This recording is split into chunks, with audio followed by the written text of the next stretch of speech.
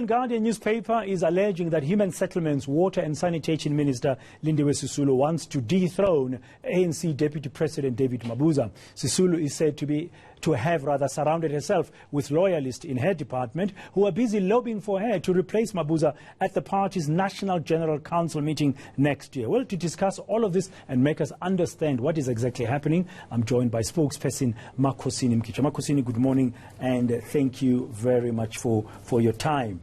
Thank you for having me. I've seen the report, I've read the story in the Mail and Guardian this morning, and I've seen you are being quoted there as in denying the allegations. Just as an overriding question first and very, very briefly, in your view, what's happening here? What's behind this?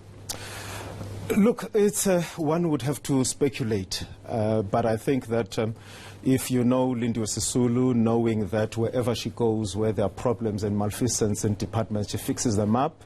And you would also know that if people want to steal or if people want to loot, they want a situation of chaos.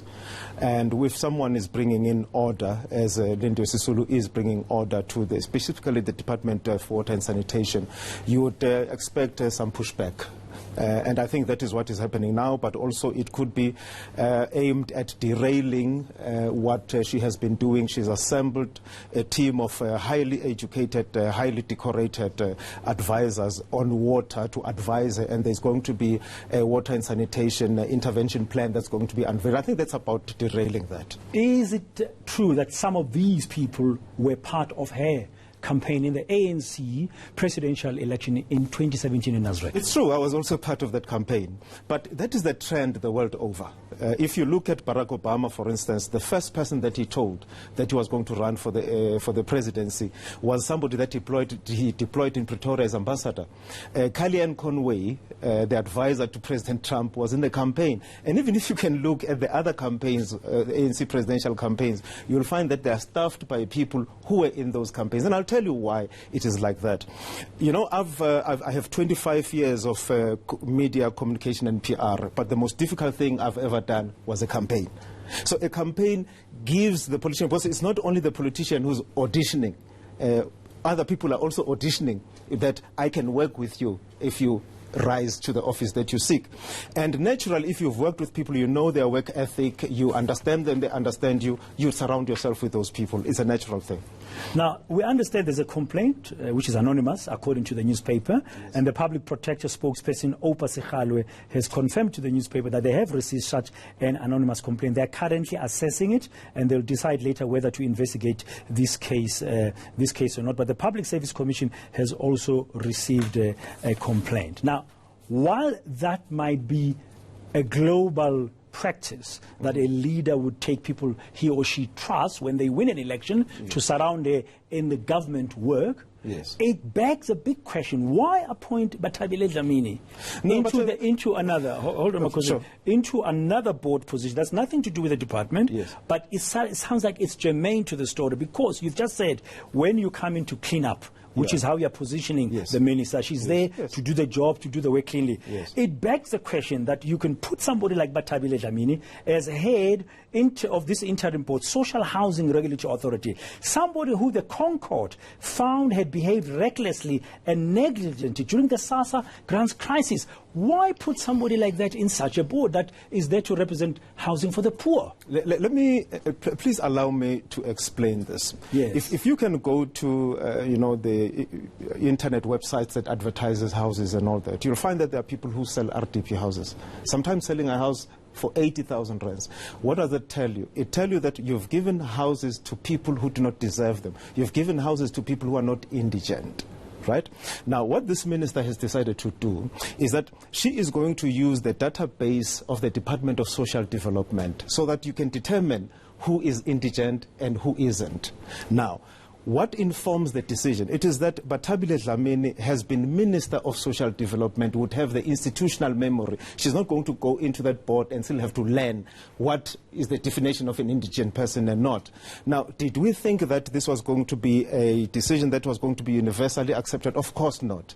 But I think what was overriding in the decision that was made is that you have a black woman who represents the demographic that is at the coalface of difficulties in South Africa. Poverty in South Africa is black and female. And the fact that also she is the president of the ANC Women's League gives her that position of being able to exercise what needs to be done at government level so that the people who deserve houses get houses. Now, everybody, and unfortunately in the media, they are perfect people only.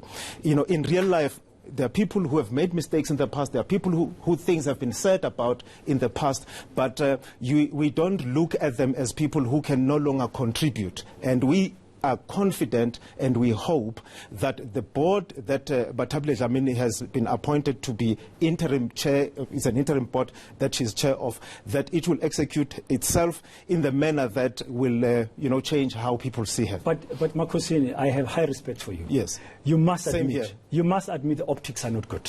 I admit. You must. I mean, yes. you have somebody, yes, she's got institutional memory. Yes. Yes, she's the president of the Women's League, but you're coming on a ticket of doing things the right way with integrity. Are you telling me that there was no other individual the minister could have thought of who was part of the institution, who has a memory, who could help you to go forward with this housing board, other than Mrs. Bathabile Dlamini? Look, if you know somebody who fits all who ticks all the boxes that Bathabile Dlamini ticks, maybe you can help us identify that person. But let me tell you this, that this minister and myself do not subscribe to the notion that there are people who are 100% good who can do no bad, or there are people who are 100% bad who can do no good. Yes, this was always going to be a controversial appointment, particularly if this minister comes with the attitude of cleaning up. I agree with you that the optics are not good, but I think you cannot run government purely on the question of what looks good and what looks bad. Sometimes you have to take tough decisions, especially if you know that what you are doing will solve the problem that you are facing. It is a real problem that people are selling RDP houses, which means that we are giving houses to people who do not deserve them. It's a tough decision you've made, but yes, you must agree it doesn't look good, and it's a controversial decision. Of course. I don't know how we in the media are not going to start looking closer to what's going to be happening there. Because of her background, the highest court in the land has found her to have behaved recklessly and negligently. Yes. What not me, not media. Yes. The highest court in the land. This is what I find interesting. The story that the Mail and Guardian is leading with is a story that, Minister Sisulu is trying to oust the Deputy President. It's interesting that so far I've been asked questions about Bathabile Dlamini. What I wanted to talk about was, because it's important for me to clarify this, there is a rapid response task team that the minister has appointed, and people are saying that she has filled it with a loyalist, and that's the complaint that's in front of the Public Protector and the Public Service Commission. Let me assist you. Take in Gauteng, for instance, you've got the MEC Panyaza Lesufi. Whenever there is a problem, Panyaza Lesufi is there. Panyaza Lesufi operates in Gauteng, one portfolio, which is education. Minister Sisulu has all 9 provinces for 3 portfolios: human settlements, water, and sanitation. Now, if there is a problem, a service delivery issue at Zululand, for instance, you don't expect this minister to rush there. Then she appoints people into the rapid response task team who can be deployed in these areas, come back and report to her in a people-centered way and in a manner that is honest and dispassionate, and tell her what is happening so that she can take the right political decisions. People talk about the number being 19. The rationale behind that is that you've got 9 provinces. If you allocate 2 people to 1 province, you've got 18 and 1 person who's a chair. Okay, now finally, and very brief, Makhosini, sure. Finally, is she lobbying? Is she campaigning for 2022 already? Look, the story suggests the allegations that were taken to the Mail and Guardian. No, I'm not talking about the story. I'm asking you. You've been close to the minister. Yeah, sure. From Nasrec days. You were one of those people who were part of a campaign to become the next ANC president, which was not successful. Yes. Is she now already campaigning, beginning to? She isn't. For 2022? Definitely not. She's not campaigning for that. Let me tell you what this minister is busy with. This minister is busy with making sure that we cut down the number of households that do not have access to decent sanitation, which is 50%, by the way. That only 2/3 of households in South Africa receive water. That's why she surrounded herself with high-level advisors to help her deal with that. So if you surround yourself with people who understand you, who have worked with you in the past, to be able to execute the mandate that you've been given, that is exactly what this minister... You're assuring us as voters, as citizens, that all she's busy with in her department is to deliver on the government executive side, not using her department for party political advantages. No, not at all. Okay, thank you very much. That's Makhosini Mkichwa speaking on behalf of the Minister of Human Settlements, Water and Sanitation, Lindiwe Sisulu. Thank you very much for that. Still to